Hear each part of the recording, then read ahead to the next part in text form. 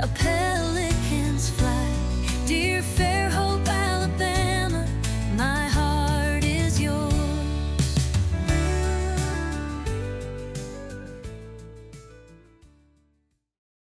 Glad to have everyone here this evening for the Fairhope Single Tax Lecture Series. I'm going to let Margaret Neely introduce our guest in just a moment. But I love what Wayne Miller said at our last lecture. The ones that are on the committee, you know, we're just volunteers, and we would like to present programs that are meaningful to the people of Fairhope. And so, at that note, I want to introduce Wayne Miller, if he'll just raise his hand up. Debbie just walked in. We got Margaret here. Alan's our liaison over here in the corner. Chris is not here today, but I understand why she's not here. So almost all our committee's here for tonight. We're glad you're here. This is going to be a very interesting lecture. The irony of it is, I live behind the house that she's going to talk about. And I've been seeing all the work done all these months, so I can't wait to hear Tina as well. So with that, I'm going to turn it over to Margaret to introduce our lecture speaker. Well, Tina Powers is a very talented artist and the owner of Water and Wood Properties. Is it picture mic going to come on?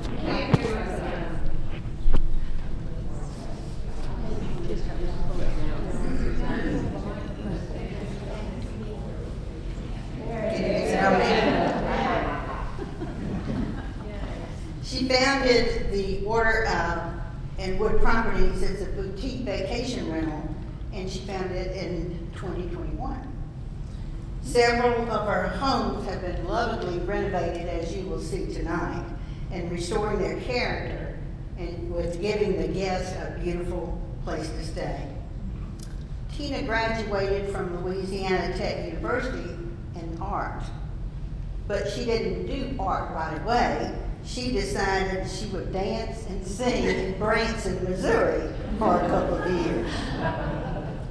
Eventually, she traded in her dance shoes for restoration projects, and she married her husband, Paul, who introduced her to the charm of Fairhope. Tina has now called Fairhope home for 25 years and has become deeply connected to the community in its creative spirit. Today, she blends her love of art, design, and historic homes in every project she touches. She's passionate about preservation, community, and bringing new life to old spaces. And she hopes the restoration of 115 Fairhope Avenue adds a little more beauty to the town she proudly calls home. I'll tell you a little funny thing about when I found out about Tina, and she invited me to come over to the house to see it. Jim Estes, that introduced us, he said, well, what's the address? And so I gave him to it. He said, wait a minute. So he walked across the alley and he came to see the house. So I thought that was pretty funny. And I'll turn it over now to Tina Powers.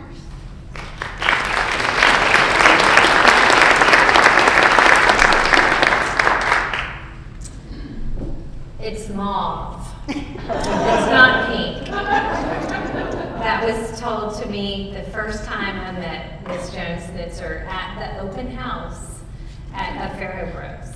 I said, yes ma'am, it is. And that is important because as an artist, color is important to me. I'd like to give you a short story of how I acquired 115 Fairhope Avenue. And then I'll share her colorful history of what's been told to me by the family. And I'm going to start with this work. I'm not a historian. I'm not an architect. I'm not a builder. I'm an artist and a painter.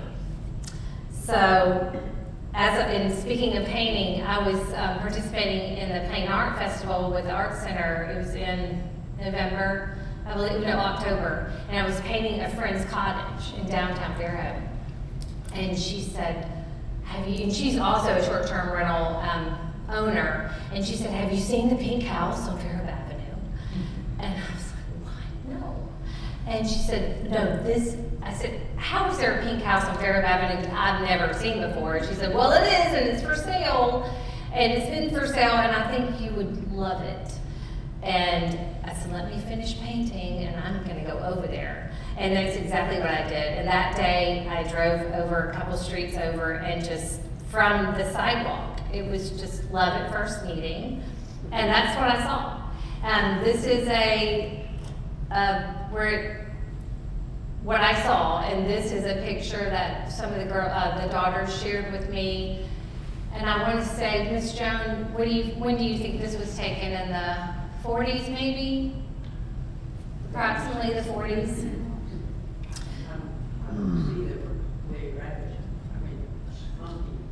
Yeah, not yet. Yeah, oh, true, right. But this is the back of the house. So I'd love to start just telling you a little bit more about the history of the home. And I will say it's an honor for me to stand up here and talk to all of you about the home that has been loved for so many years and loved by only two families, the Schnitzer family and myself. My husband and I bought this, and so we're the second owners, which I think is very special. It was built in 1909, and it was known as a spec house, meaning it was constructed in the hope of someone would purchase it. And at the time, Fairhope was still young, and it was incorporated in 1908. And homes like this were being built by people who believed deeply in the future of this community. This particular home was built by Marmaduke Dyson, and he owned Dyson Brick Company, whose work helped shape many of the early structures of Fairhope. At some point after this construction, not sure what year they purchased it, but Lee Schnitzer and his wife Hamera purchased this house. They had originally came from Chicago, and Lee had run a very unusual business. He owned a fox farm, which I think is amazing. I've never heard of anybody owning a fox farm. So clearly entrepreneurship in this family began early and with the flair for the unexpected. I knew this thing wasn't gonna like me.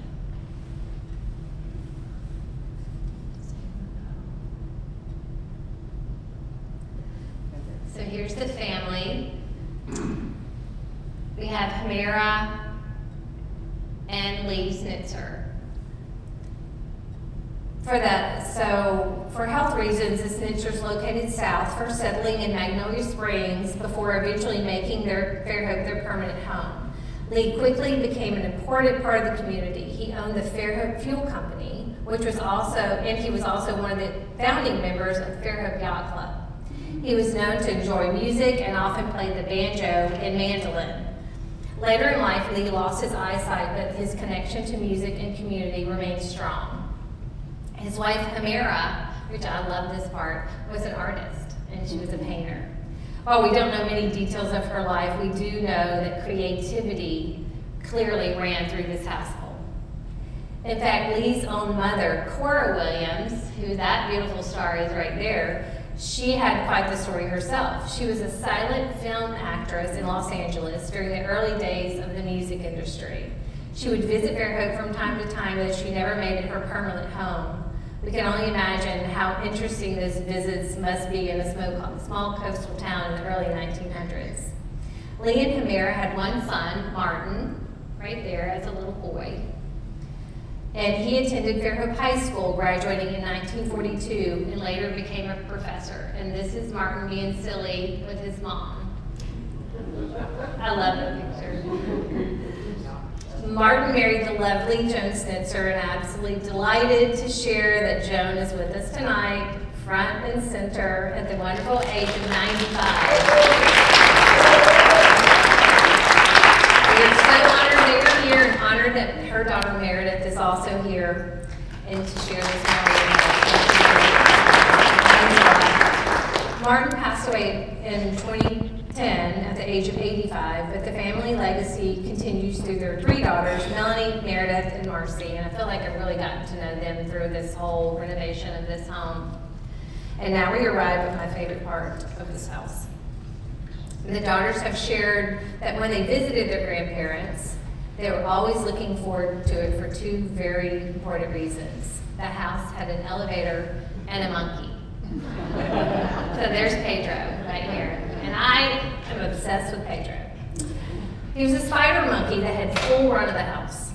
Not only that, there was a wire tunnel connected to the back of the house that ran out into the yard where he could run through the tunnel and play and come back in whenever he pleased, which Paul, I need a spider monkey. I want a spider monkey. That would be a dream. Apparently, he enjoyed the freedom of the outdoors just as much as the Schnitzer family enjoyed watching him explore it. And honestly, if you were a child deciding which grandparents to visit, the ones with the elevator and the monkey would probably win, hands down, every time. Stories like these remind us that historic homes are more than architecture and materials. They're containers of real lives full of creativity, music, entrepreneurship, family gatherings, and occasionally a free-roaming monkey. Okay, first I want to get started with the restoration. This is the before. So we have the den, all wood floors, all beadboard walls. This was Miss Jones' room, right, Miss Jones? That was your room, right here in the middle, the yellow room. And this was a room, there was a bathroom adjoining this bedroom. And this was like a coral, that's pretty much the true color of what it was. This is the bathroom that joined the two. And this is the large back porch, and I do have questions about that. Glad you're here. And this is a bathroom that also was here over here on this back porch. So we kept all the wood we could possibly keep. The wood that was rotted, that's of course we had to pull that out and put new wood in. But all the floors are original. We kept all the floors, and I'll show you what we did with this one. Upstairs. As we go upstairs, we have, this is the first room you'll walk into, lots of light, so beautiful. It just sold me. And this is the bathroom that it had adjoining to that bedroom. This shower, it was about the size of this podium. I'm not lying, right? It was about this size. And if you were any larger than this, you weren't taking a shower. So I was like, how did people even get in there? I guess they managed. This cast iron tub, I immediately fell in love with that.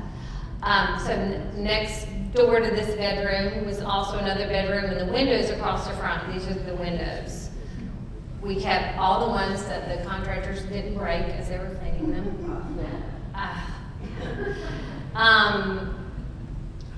Miss Joan, they thankfully gifted me this beautiful drawers, and because it was too heavy to bring downstairs with marble, so I was like, I'll take it. So and then there was a right off this bedroom was a kitchen. Now that was my question to Miss Joan. Did someone else live up there upstairs at one point to where They rented them, and of course, my daughters lived up there when they lived here. Yeah, okay. I wondered. So a friend, as we were looking, we were like, we really need another bathroom upstairs. And he said, why don't you make that into a master bath? And I thought, that's genius. Downstairs, here's the kitchen. That was a puzzle. I mean, every bit of this was like, how can we make this work? It's very, very small. There was a doorway that went into the bedroom, the coral bedroom. All the beadboard still there. There was you can see it here. This was the refrigerator. It was stuck in a closet. That's how it fit. It's the only way it could fit in the kitchen, is putting it in the closet. And then, look at all the colors. When we pulled that panel off, we pulled the panel off, it's just nothing but colors back there. And there was a window too, right there going into the laundry room. Oh, we have video, sorry, I forgot about the video. Oh. That's Marty. So that we closed up the closet here, and you'll see what we did next. So upstairs, let's go back upstairs to the kitchen. Those are the colors when we started sanding the paint. These are the colors that were on that wood. And I told my contractors to stop sanding, just especially around the windows. Right here, all the trim pieces, I said, stop, don't touch it. You can sand the white, don't touch the green and the blue. Do not touch that. I can't duplicate that. As an artist, I can't duplicate that. So I said, please, let's leave that and I'll figure out something later, what I'm gonna do with it. Hardware. Miss Joan had a great day one day painting all the doorknobs. She must have had like a painting party. Let's just paint all the doorknobs white. So she did. And I don't know if I can, this was a little video. I'm not sure how to turn this down. Maybe y'all can look, see what I did.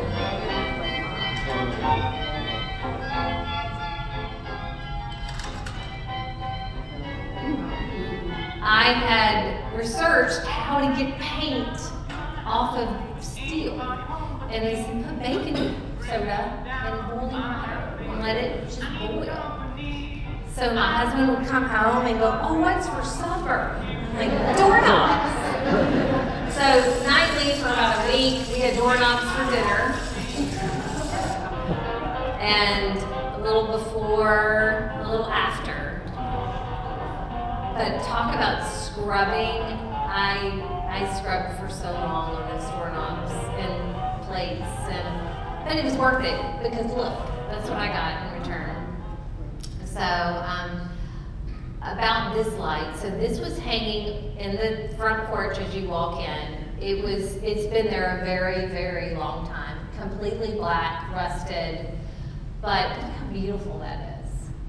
I was like, I'm saving that. Somehow, I don't know what I'm going to do with it, but I'm saving it. I had a friend who said, oh, my brother has one of those electrolysis baths, and you put the steel, it eats all the tarnish or rust off of it, and it comes back completely clean, then you can paint it. And I said, please, please do that. So it's the picture, and there it is, right there now. And I painted it gold. And I moved it over because it would smack somebody in the head as you walk through the front door. So I moved it over, and that is the front now. We added the picket fence. We added Katrina roses. I'm hoping they come back this spring. Little arbor, did some flagstone on the walkway, added the little topiaries, but I kept it mauve, Miss Joan. And I had men walking by and watering flowers or whatever, and mostly men, sorry guys, but the number of times I said, I heard, are you gonna paint that? And I said, no, it is painted. They're like, oh, you're not gonna change it, change the color? I'm like, no, it's beautiful. Why would I change that? So, they're very disappointed and walked away, but that's fine.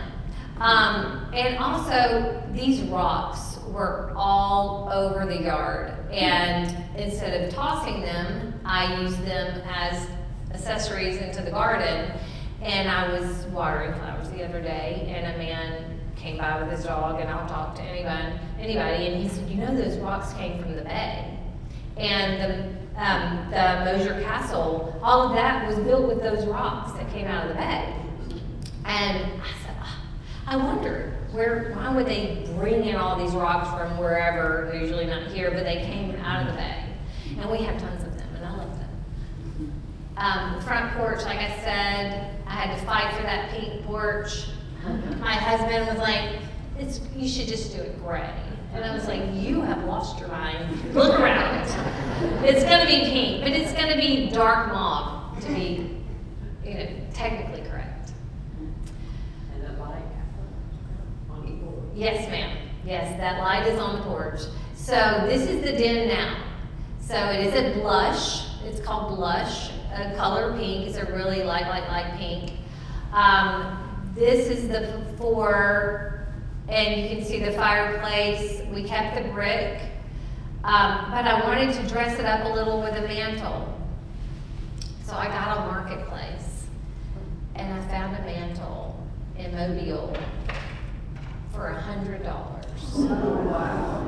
I got my husband to go to Mobile, pick it up, and the guy that sold it to me, he's like, I've got another one. Do you want that too? He was like, sure, I'll take that one too.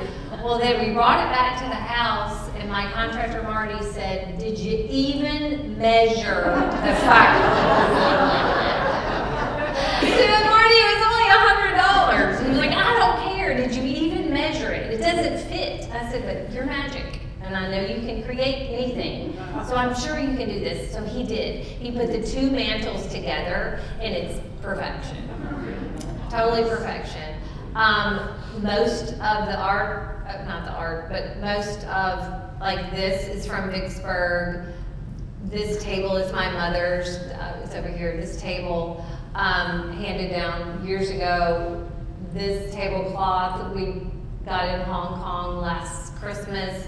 These are all needle points I've found in just stacks of boxes and antique stores, and I had made into pillows. Like everything has a story, and that's what I love. New things, sofa's new, rugs are new, but my favorite place of this whole thing is this wall. This is the pictures that you saw before. This is the wall of the Schnitzer family. So as you walk in, that's the first thing you see is the memory wall and the wall honoring them, the people that grew up there and lived there. This is Miss Jones' bedroom. So this, I don't know if there's this video. No, let's go back. So this green that I found upstairs, I said it's from that house, so it has to still be in that house. So I brought it down, cut it in half, took it to Sherwin-Williams, said, I need this green, but it's too green. So I put it 50%, and it was still too bright. And then I was like, okay, 50% more, and it was perfect. So in honor of Pedro, I painted this mural. It's called a chinoiserie on the wall, and I put Pedro here and over here. And the roses are part of Fairhope Rose. I don't know what this is called.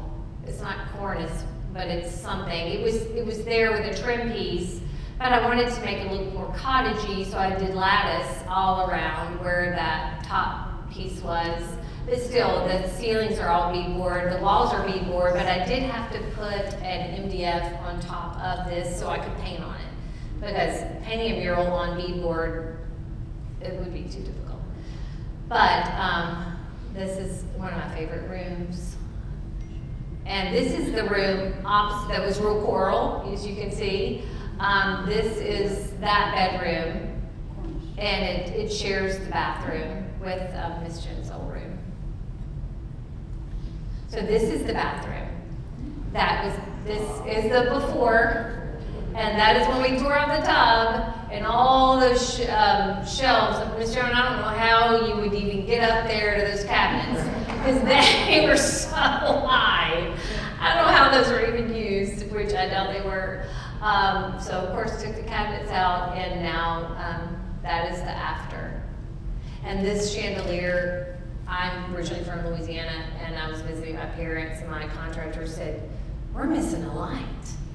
I said, what do you mean? He said, we need a light for that bathroom. And I made a quick dive into Vicksburg, Mississippi, and I have a favorite antique store there. And there it was. It was waiting for me to pick it up. That was it. That was the one. So I have a lot of Vicksburg treasures, like this little sconce here that came from there. So I have a lot of treasures from all over. Okay, kitchen before. And while I'm going to do question and answer, but does anybody else have any questions real quick for anything? Okay. And we can hit after. So this is obviously before. I love these little scallops. I saved that piece. I saved it. I don't know. I thought about using it. I may put it back up there. I don't know. But I just love that scallop piece. And the tile floor reminded me of grandmother's quilt. So I really wanted to honor that. And that's the tile floor that I chose for the kitchen. And that's the after. And I really wanted that retro feel. And the funny thing was, and you can see the tile now and how it's a quilt. The funny thing was, I had been purchasing all things pink. Pink plates, pink cups, pink everything. And I'm pulling out all the plates and I realized none of these, there's very little cabinets. So these cabinets here, they're shallow. Plates don't fit in shallow cabinets. A 9 or 10-inch plate, it do not fit there. So I said, Marty, what are we gonna do? What are we gonna do with the plates? Or where are we putting the plates? And he said, well, a plate wall.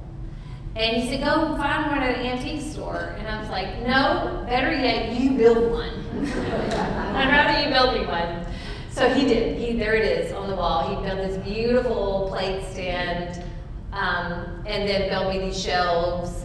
And that's where the wall was, where the refrigerator was tucked in, and we just built a little cutout for the microwave. And this was custom made. I just drew it on a piece of paper and handed it to my cabinet guy, and he made it. What else do I say? These plates were all collected. They're all steak plates from all over. And it's just a fun, when people walk into this kitchen, they're like you, reacted just like you did. It's breathtaking. And this is the back porch area. Great windows, but lots of paneling. So we took the paneling out, and the only sheetrock in this entire house was in this room. That's the only sheetrock.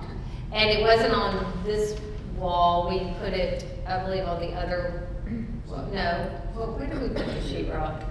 Maybe it was on the kitchen wall. No, that's B-board too. It was the ceiling. That's the only sheetrock that's in this house, is that ceiling right here. But it's a beautiful, light-filled back porch. And this was that full bath that I showed you before. And it is now a powder room with a mural of Fairhope. So that is the bath, and we made it a little smaller, and now it's a half bath. And I painted all things Fairhope, did the oak trees, Middle Bay Lighthouse, and as you're having your potty time, you can see what time. It's always 3 o'clock. Always 3. Yeah, and the heron as well. That was fun. Upstairs, the light-filled room. That's this now. I had the headboards made. All of these are collected sconces, and you can see I made them stop sanding on the green. So, and I just clear coated. Same thing with this door, with the closet door. I was like, stop sanding. We're keeping it. I can't duplicate that. And the truck. I know it's a little, I had to fight for that truck. So that truck, I drove all the way to Round Top, Texas, I don't know, 12 years ago, and brought it back. We were building a honey camp, and I said, I need that truck in the wall of the honey camp. And so we saw the honey camp, but I said, nobody's touching the truck. So we brought it home, put it in the barn. It's been sitting there for years. And the minute I walked up to that room, I said, I've got a home for the truck. And my builder said, have you lost it? Like, what? Why would you want to put a truck in a bedroom? I said, because it's unexpected. You're not expecting to see that. And it's just whimsy. The light switch works and the lights work. And it's just it's fun. And so, yeah. And when people walk in, you're just like, oh my gosh, it's so amazing. And I look at Marty and I just smile. I'm like, yes, it is. Isn't it, Marty? And anyway, he just rolls his eyes. So, okay. This was a fun day. Okay, so let me start over here. The elevator, this was the elevator. Well, it wasn't working, it hadn't worked for years. And this is all the way to the bottom floor, this is upstairs. We took it out completely. The motor was up top and it was rusted and wasn't working. So of course we took it out, but this is a perfect linen closet for linens and things. So we made it to a linen closet. This was the tub I loved, and the shower, we took the shower out and just moved the tub over where the shower was.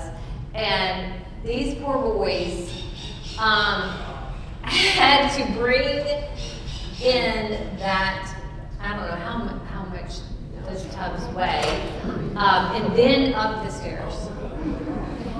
Auburn boys, gotta love those Auburn boys. Thankfully, my daughter's friends were home and they got it up the stairs. It took 4 of them to do it, and that was them. And yes, that was your tub, and I had to paint it. You took it out to restore it and then you had to Right. Yeah, it was easier to take down than it was to put it. So yeah, that was a doozy, but worth every sweat and tear, and I just cheered for them. So that's the after. That is the after of that bathroom, sorry. Painted it, the penny tiled the floors, did the little surround in the shower, and there's a story with this light, which is what this light is.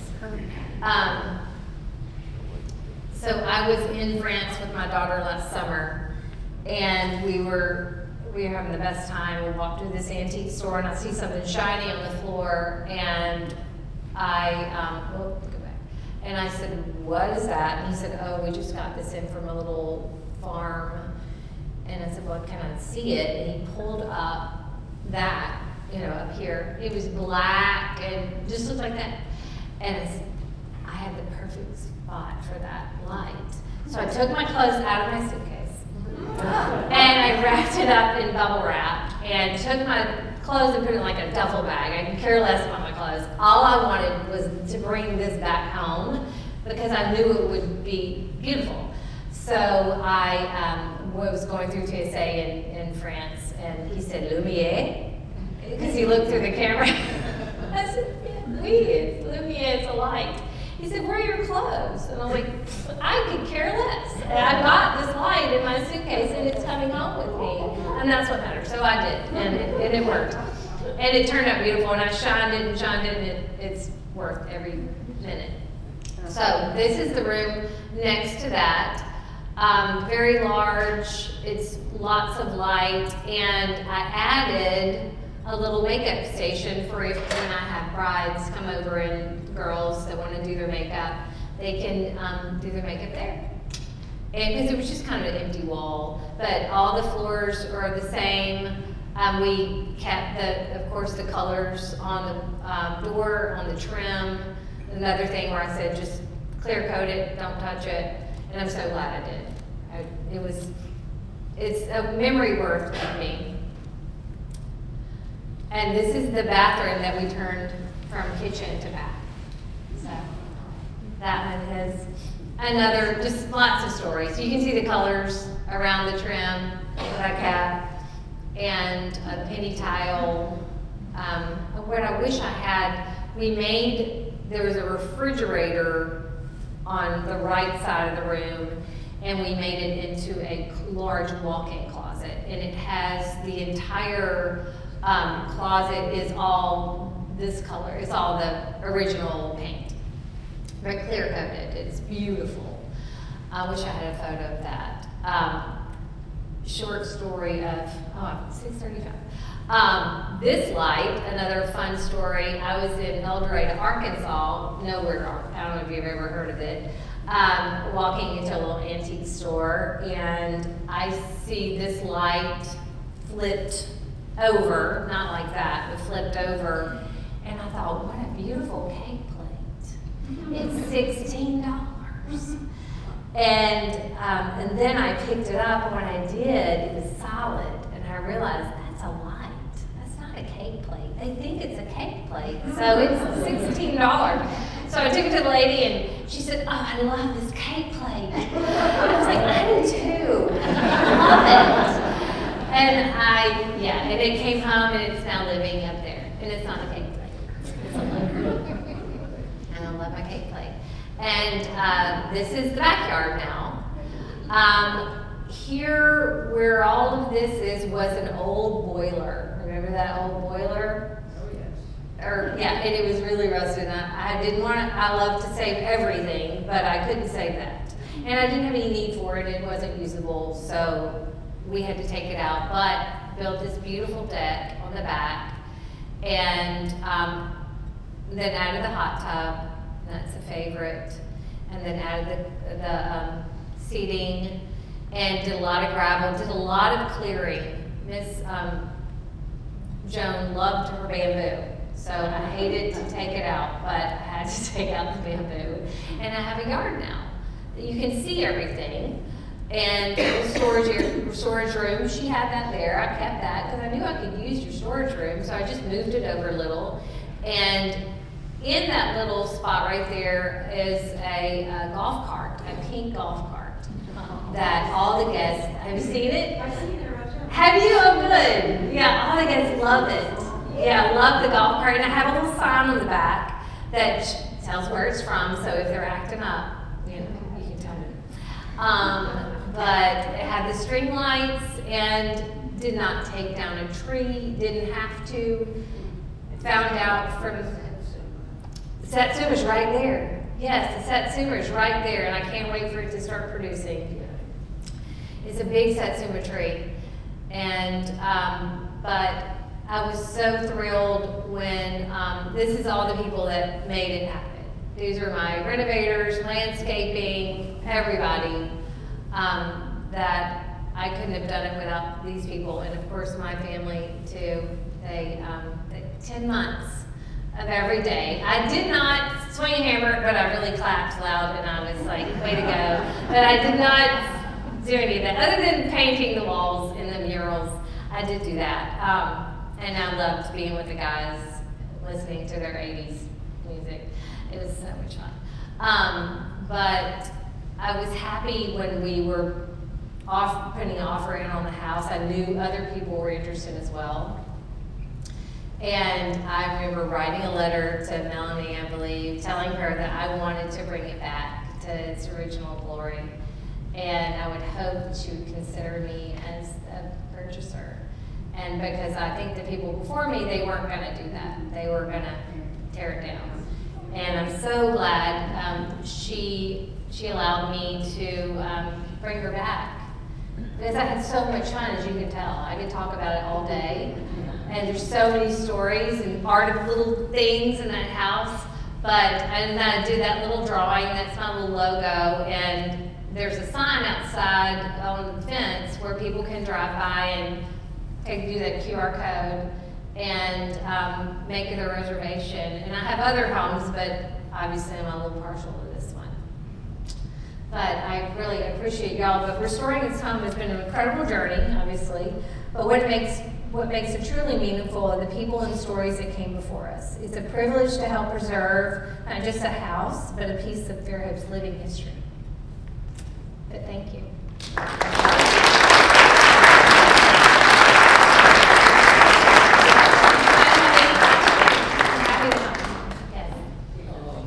Your rocks may be ballast rocks. Okay. On the near Stedman's Landing, Okay. where the spokes came in, Mhm. and other type of boats, and we have some in our house. Okay. Chimney. So many of them. They line the drive. They line the side of the between Miss Rosemary's house and this house. They're just all over. And Marmaduke Dyson, that built the house, was a really interesting fellow who liked to conserve things.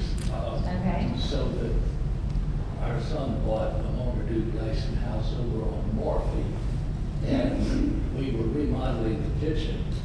And when we took one wall out, there were no two boards inside that were the same.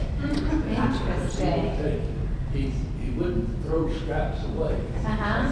I can There's these scraps. Well, maybe that's why there were so many different Yeah. colors and kinds of boards in the kitchen too, because that was him. Very interesting, man. Okay, that's awesome, great to know. Yes, ma'am. I want to know what happened to your monkey. Oh, the monkey. The monkey is safe at home. He's safe at home. No, remember we had a really bad freeze a few weeks ago? I ran and he's home safe. He just didn't come back. I mean, the creeping fig or creeping, whatever it's called. I'm gonna have to replug him, replant him, but he is safe at home, safe at home. Glad you asked. He hangs on the. Yes, he hangs on a chain in the front yard right by the arbor. It's this little monkey, and he's the cutest. I know that you didn't say anything about antique the lamp on the front porch. I did, yes ma'am, I had an electrolysis, gave it an electrolysis bath. It was an oil lamp first, right? I didn't remember oil, but Melanie said you refinished it beautifully. Yes ma'am, it's now gold. It's not black, it's gold. And I can go back to that picture. Yeah. There it is. Right there. Can you see it? Yes, it's beautiful. I'm glad you could keep that. Yes, ma'am. When I saw that, I said, I'm keeping that, I'm cleaning it, and it works. There were pieces of glass, and one of the glasses was broken, but I still have the other three, but I kept it like that. Well, I have a great landscaper named Montre, and I went to check on him, and I thought he was digging a swimming pool. I'm like, I don't remember asking you for a swimming pool. And he's like, no, I've got to get all the roots. You have to get all of the roots or they will come back. So both sides of the house, I have to dig swimming pools and then fill them back in. Do you rent the whole house? Yes, it's the whole house. And I just had a family check out yesterday and I have another family coming in on Thursday. So it's very popular. So what has the response been or comments that you've gotten? All 5-star, this is the prettiest house, you've thought of everything, those kind of, and love to be downtown, love to be, everything's walkable. A lot of families with really young children have been looking this house, which surprised me. I thought it'd be a lot of bachelorettes but no, it's a person, they had 2 babies, like a 2-year-old and a 1-year-old that just left. But mainly really people with really young kids. But I think it's the proximity to downtown. It's just easy to walk downtown. Any? Well, thank you.